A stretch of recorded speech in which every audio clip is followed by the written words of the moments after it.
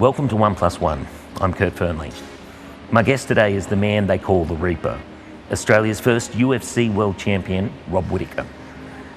Mixed martial arts might be the fastest growing sport on earth, with 1.1 billion households viewing it. But our champion is a man with humble roots.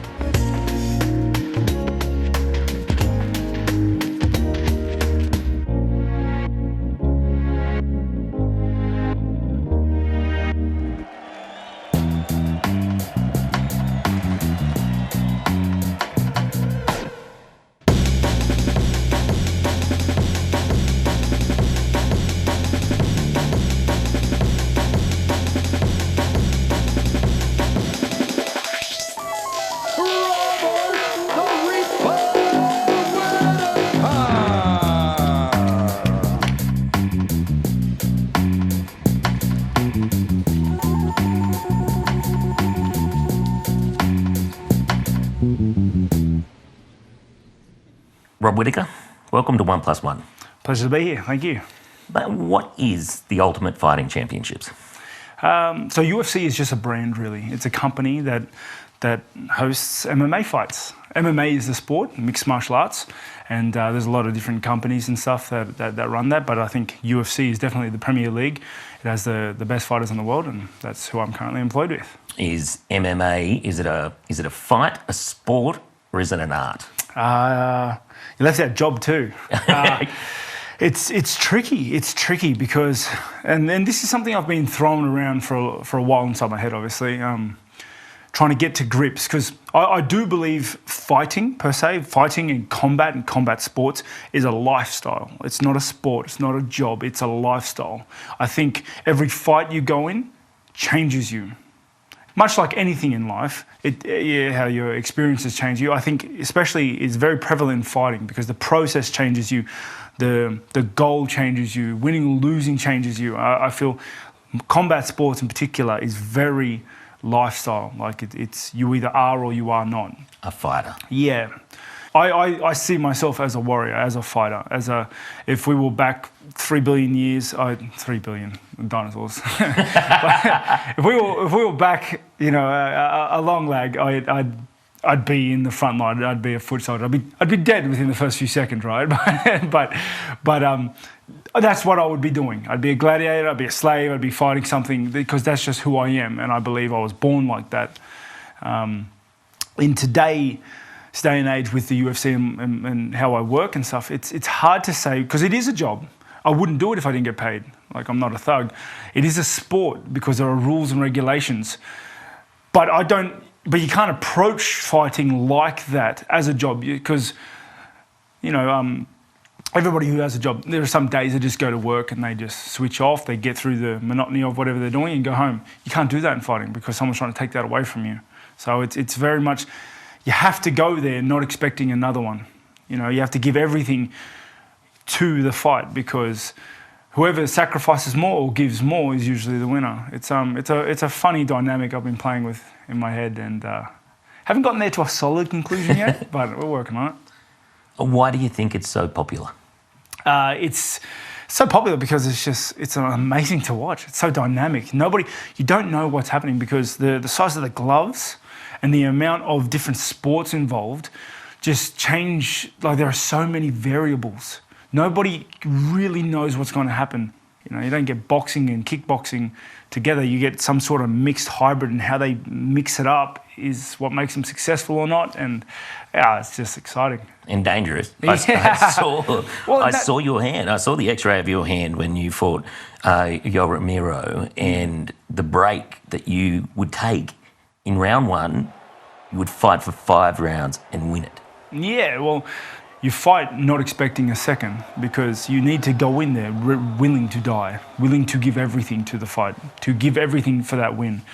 There's no quit, because when you're fighting someone, or in my mentality, when I'm fighting someone, that's it. There's just me or him. To lose is to die, and I don't want to die yet. How did you get your start in MMA? In MMA, my parents got me into martial arts for self-defense and stuff. It's funny, my dad was telling me a story the other day. He goes, And he was just thinking on the off chance. He goes, he got me into karate because he knew I'd have to catch public transport one day. And he wanted me to know, like, he wanted me to be able to defend myself so I could catch public transport by myself. And I don't know why, but he was just thinking about it at that time. He goes, I think you're okay to catch public transport now. But yeah, so it was a self-defense thing because my father was in the army and he did taekwondo, and so he understood. And my mother her uncles did boxing, and her family's always been in that sort of combat sports. So how old were you when you started? I think 7. Me and my brother got into karate together, so 7. Did you have many fights as a kid? Not plenty. So I've always grown up poor. I was always housing commission, so I was quite poor. And I grew up in an area where, like, the tease word was houso, and I don't know why, but I was very insecure about that. And I think as any kid would be, right? And so if they wanted to get under my skin, they'd just call me houso, and I'd G up. Yeah, we'd be fighting. I didn't get into plenty of fights. I didn't go looking for fights, but I didn't like being called a houso either. So you came over to Australia at a young age. How was your childhood? I came over from New Zealand when I was about 1 month or 2 months. I don't even know if it was expected for me to be born in New Zealand. I think my mother was just going over to visit family, and it just kind of happened. I'm not 100% sure. The story has always changes.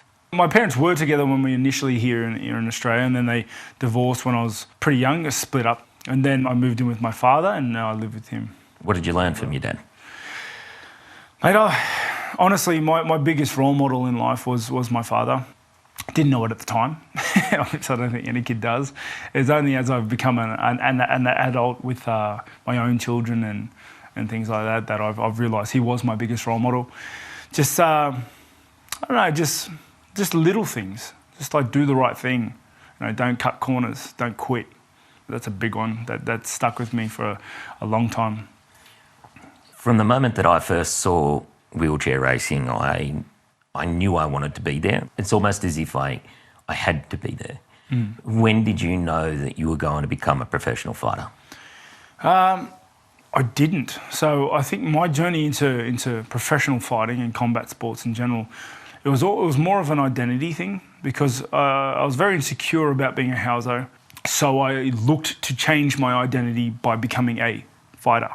I want to be Rob the fighter, not Rob the houso. And that's what drove me to fighting, as well as a natural disposition towards fighting. Like, I like combat, and I always have, and I've been decent at it. So I've always kind of drifted in that direction anyway. But a big thing with me in taking on fights and wanting to fight and is to be that guy, which is also funny because through that, I realised I don't need to be identified as the fighter to be a fighter, and I became more secure with myself. But it started off just as an identity, and then I was pretty good at it. Stripping weight, how hard's that? One of the hardest things anybody will ever do. What's the process? Rigorous diet, obviously. So and is it the last couple of days? It's not over an extended period either, right? Well, it is up until a point.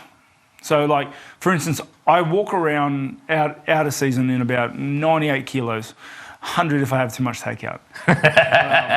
But yeah, that's about my weight. I fight at 84. Okay, so that's a big drop already.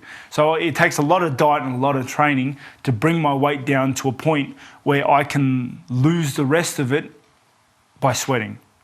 And there are a lot of, like, I've sweat out as much as 7.5 kilos a day of. And I've done less than that. Like, I tried 7.5 in the day of. 7.5 day of in a sauna, which is obviously not healthy. People have died doing this sort of stuff before. So it is a science. I don't cut anywhere near that amount anymore. I've learnt and I've gotten better at it. But it is hard. It's a hard process to get down. And unless you've truly been dehydrated, you'll never understand what it's like to be dehydrated and know you can't drink for another 12 hours or so. It's terrible. When you're doing that as well in the lead up to a fight, I was nervous every single time I would compete. When you're going into a fight like that, how do you feel the nerves? So a big thing for me is I switch off. I do not think about fighting until it's time, and that's a big thing with me. That's why video games and books are so essential for how I, have success in my own way. Like how I deal with it is because I can unwind by just cutting it off, put it aside, and then I play a video game or I read a book, and I'm not thinking about these fights and the pressures associated with them. Sometimes they seep through, and it's usually around 11 p.m. at night when I'm trying to get to sleep. You dream about it? No. Fight week sometimes, maybe sometimes.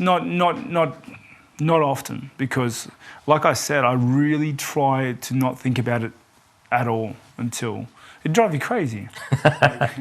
What about rituals or routines in the lead up to a fight? What do you do there? It's funny that, like, a big thing is I've purposely tried not to believe in superstition and things, rituals and things like that, because I don't want to get stuck having to do that sort of stuff. Because I travel so much with the fights and the locations, especially now during this crazy period. There's bubbles and ISOs and it's such a weird dynamic. It's so hard to have a consistency with that sort of stuff. Plus, like I said, I don't want to get locked into it. I don't want to get stuck with it.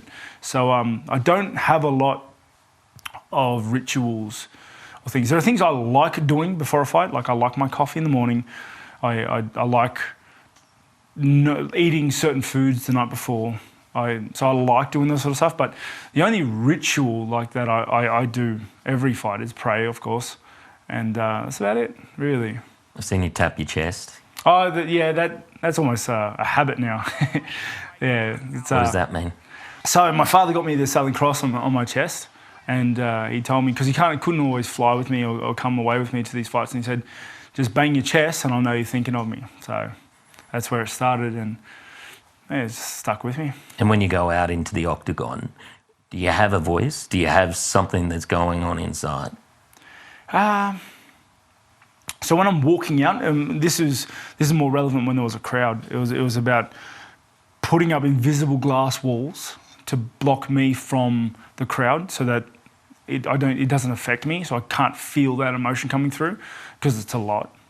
But a big thing is just trying to keep my brain together, like when I'm out there, because once the fight starts or the competition starts, there's no thinking. Instinct. Yeah, like once the fight happens so fast, there's no time for thinking. If you're thinking, you've lost, because there's no time, there's no room. What about your corner? Is there something that they're going to tell you to fire you up? Is there a thing that they use to send you in a certain direction? Not really. Sometimes it's worse looking at them because they look more nervous than me. It's funny like that, because there's nothing worse than I'm in the octagon and I shake my hands, I'm rolling my shoulders, and I look up and they look like they're about to cry. I'm like, well, you guys are coping all right. No, they're there. It's comforting knowing they're there. Me personally, I'm the sort of guy that doesn't need a lot of talking to. I get there myself. I know why I'm there, and I'm very mentally coherent in those times. Leading into the fight, I don't need any more motivation than this guy's trying to beat me up. Well, you said the fear that you could see on the guys in the corner, your guys. Where does it fit within your prep, within you? Fear? So I don't have a fear of getting hurt or anything like that. I have a fear of more than anything, a failure to perform. So I just want to give my all, and I want to display my skill set to the best of its ability. Generally, if I do give a good account of myself, I win. So it's good how that works, but that's a big thing. I just want to perform. I want to just display the hard work that I've put in. But do you think about the fear from your family? Sophia, are they afraid when you're going away? I'm sure they're afraid and stuff like that. It's like, I know my dad, for instance, when he's watching, he gets really sick. He gets a migraine every time. What does he tell you before a fight? Not sure. Maybe just, you got this. And Sophia, before you go away? Well, I'll speak to her. So I'll give him, even whether I'm away or not, I'll call him morning of the fight, and I'll speak to him and I'll say, hey. And she'll be like, Because a big thing, I don't know why, but I like knowing there's stuff for me after the fight. I think just a little bit past the fight. So I know, so for instance, like when my last fight or my next fight, I know the fight's happening today, but I'll tell myself, it doesn't matter what happens. Straight after, I'll be in this room within 12 hours playing video games, ordering a pizza on the menu, you know? Like, I don't know, that comforts me, knowing that the world goes on, and it takes a little bit of the pressure of the weight of the result away. And so little things like that, I'll talk to Sophia, and she just has the usual stuff, so I'm proud of you, love you, that sort of thing. It's hard to take too much into conversations at the moment, because fight day, I do nothing but think about the fight. So I try to switch off 90% of the time in the lead up, in the prep, in the fight week, and I play a lot of video games, I read a lot of books to just take my brain away from it all. But fight day in particular, that's all I'm thinking about. That's all I'm doing. It's there. It's time to. It's the day I give to fighting, and so having conversations with people is very hard at that point, because I'm thinking I'm in another world. How do you deal with losses? You would lose the belt to Israel Adesanya. How did that affect you? So losing sucks. Yeah, it's not great. No, it sucks. And then to lose on that scale, obviously, sucked extra. But I guess there was a lot of things going on at the time that needed to be addressed anyways, which was kind of like an accumulative effect on how I was feeling. Then straight after that fight, I went on a break. I had a break away from the game and the sport. So did that help? Oh, definitely. I was burnt out from the game, if you would, before that fight, but I still went through with it and everything like that. So I needed to address some things, a lot of things, after that fight, and the loss kind of was the catalyst for all of it. The way I was training wasn't healthy for my body, the way I was feeling. I felt like there needed to be little changes. For about 5 years, I was doing the same program, but I'm not the same person as I was 5 years ago. So you have to change, and the training has to change with me, with my aging body and with my mental state and with my family life. Things had to change, and all of it needed to be addressed for me to move forward productively and happily. You know, I wasn't happy. I think that's a key point, was that I wasn't happy training, spending time in the gym and preparing for this fight. And I feel happiness is one of the most important things you need when you're working and training, preparing for a fight. So I had to find the fun. I had to bring it back, and I had to find the fun in the process. And, I feel like I've done that. To get to that top level, I know that it needs a lot of support. Can you tell me about Sophia? Yeah, so it does take a lot of support. I wouldn't be where I am today, or I wouldn't have achieved what I have, and I wouldn't still be able to do what I do without her. She keeps everything in play. She helps me with my diets. She helps me with my outbursts, with my emotional outbursts. She helps me by listening. She helps me just manage everything. She helps me with the kids, obviously. There's so many of them. They don't look after themselves. You know, she is everything to me. Is it true you met when you were 15 at paintball? Yes, it was. Were you protective? I was such a little awkward, insecure boy growing up. Housing Commission, very insecure, and I don't know what it was, but that one day I just decided to be the most hero you have ever seen. Try hard. Like, I cringe at the thought of thinking of what I was doing. But I was just so out there around her, and I don't know, maybe it was meant to be. You did mention about the house, pretty busy house. Yeah, massive household. You've got your younger half-brother and sister who live with you, 4 kids under 5. Yep. I've also got my other brother here at the moment as well. So you call it the village. It really is. Yeah. It's a village, 100%. How important is it to live in a village? Well, the saying "it takes a village to raise a child," I believe is very true. When my kids are interacting with my father or with their nuna or with my brothers and sisters, there's just so much love given to them, and it's priceless. It really is. You can't put a price on that sort of stuff. And And it's heartwarming to know that my family is all together. We're all looked after. We're all, doing quite well. How did it change you? Did it change you as a fighter, as a competitor, as a person when you did have kids? 100 billion%. What did it do? It gave me something to fight for. I believe you can only... Fighting in itself takes so much out of you. And like I mentioned earlier, you have to be willing to give everything for it. But how long can you do that for? How long before a warrior puts down his sword, sort of thing? And I honestly believe that you draw the greatest strength when you have something worth fighting for. And when it gets hard and when there are points when I'm like, why am I doing this still? And there's points where I feel crushed by the pressure. And there's points when, like, I'm in training and I'm getting absolutely ragdolled for the third time this week. It's my family that get me to the session later on, to the session tomorrow. It's my family. Like, I'll be showering my son and he's doing his throwing soap at me or stuff like that, like dumb stuff. And I'll be thinking, like, I do this for you. And in that one moment, I would do it all. I would do anything. I'd do anything. And it's a small price to pay for in my eyes, like success. Can you tell us about Jack? He's my oldest son. He was diagnosed with autism, and he is one of the light of my life. Disability is complicated. I was brought into my family as the youngest of 5 kids.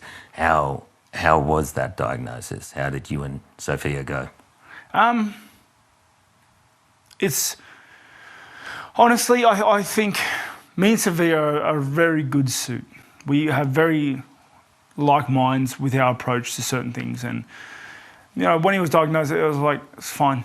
For me personally, my head goes to the worst and to the best straight away. Like, it always just drives straight worst case scenario. I don't know why I'm like this, but if I'm preparing for something, I always count on the worst case scenario and build from there, so that no matter what happens, this is the baseline of what can happen, and anything else is a bonus. Good. So straight away, as soon as Sophia said that, I was like, it's fine. I'll save a bunch of money, you can live with me forever, and we're all good. And we're good. I was happy with that. But obviously that's not what's going to happen. He's going to go through his OT and all the processes. But again, I'm going to bow down to Sophia because she is amazing. She is the one that has a lot of the weight is on her, because she's the one that organises the OT, the therapist. She's the one that has to, get him all his paperwork in order for the schooling, and she is a superwoman. And like I said, this village, this career, this life doesn't happen without her. Mate, you're extremely humble, but you also speak about vulnerabilities so comfortably in an industry that's invulnerable. How do you feel comfortable doing that? I don't know when it was, but I feel in the last few years my level of care for outsider opinion and opponent opinion and different things just disappeared. It just went away, because to my opponent, I'm happy to tell you about my vulnerabilities, but I'm probably still going to smash you. You know what I mean? So I feel like you should be worried about that. Yeah, and I don't know. I don't know how to explain it. That's just my mentality. It's like, I'm doing what I'm doing, and no one can stop me. Whether I share with you my vulnerabilities or not, it's like, this is my journey. This is what I'm doing. It's almost, I dare you to use my vulnerability against me. Yeah, it's like, just fix it with overwhelming power. You have spoken about experiences with depression. When did you first experience that? So depression's hard. It's hard to diagnose, for one. It's hard to understand. It's hard to treat. It's hard. It is a hard it is a hard case. It really is, and I feel for those who are going through it. It's hard to say. Are there levels of depression, or is depression depression? I don't truly understand it that well. I do know there were periods that I felt down, and I do know that they didn't last. So that is a very difficult topic for me to break into, because I know people going through depression, and I really do feel for them. And it is such a hard thing. You know, my heart bleeds. Well, what helps you get out of those moments where it is dark? So I think everybody has dark days. I think everybody feels those dark days, has those dark days. But my kids drag me out kicking and screaming. My wife does. My video games do. My life does. I surround myself with good people, with positive environments, and I stick to the routine. I force myself to be uncomfortable sometimes. I do things that I don't normally do. I change and evolve, and I go with the change. That's a big thing I learned growing up, like aging, is that you have to go with the change. You're always changing, you know, and it's fun. It's nice. It's good.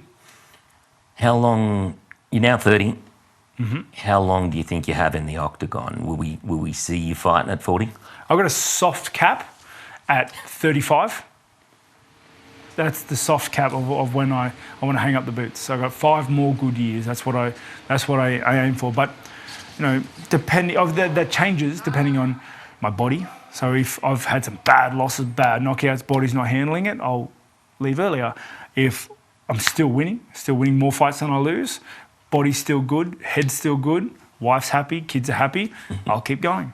It's you got to have to play by ear. So you are aware, after the consequences of a big loss, you are aware of the lifelong effects of the sport that 100%. And that's why I believe combat sports is all about sacrifice. That's why I was saying earlier, every fight you go in changes you. Because if you think you get punched in your head and nothing happens, you're kidding yourself. I'm very aware of brain trauma and head trauma, and I do need to manage that as well. What about post-career? Out of the UFC, what's next? I would love to move into a media position, perhaps. I feel I have a skill set there. I would love to move into the gaming industry, because that way my passion and my job can become one again. Sophia actually mentioned that you wouldn't mind opening a cafe. Yeah, that's always been a little dream of mine. I don't know what it is. I've always wanted to bake. Really? Yeah, I don't know why.